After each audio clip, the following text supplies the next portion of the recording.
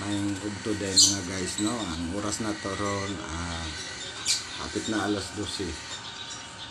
So wala ko yung duty karon sa shop kay doon ang ko'y lakaw nga importante nga ipatrabaho sa kuha.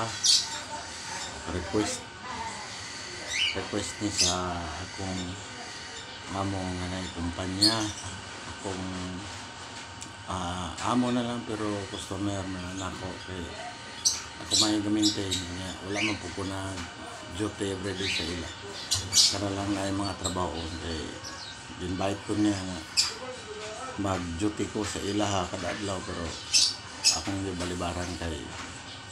doon na magugod siya niya bili na matiman so karon nakarelax ko buntag prepared ko para alauna para duty na nga I hope ko nga akong mission karon sa trabaho ma-accomplish o mahuman po drong adlaw kay kung maalay sa itong mga obligasyon sa mga trabaho kay adlaw man tayo na trabaho tapos mo dali ka sa kuan kining post o maghimo content kay baka may pagsugod ako nga ganahan mo sa ko kay unsay may like unsay may views ano ba pero wala na sa pangunahuna nga unsa diha kay nagtrabaho man ta yato lingaw lang malingaw pa so napakos pa ni malay na mo adong karot tap ya manaog sa kurang pero nito sa boss duty naman nga I hope ko nga ang akong mga gipang-upload may tungod sa tutorial sa mga electronics o electrical o rewinding or air conditioning yan yung masundan kada adlaw kay ako naman yung himo ko pong trabaho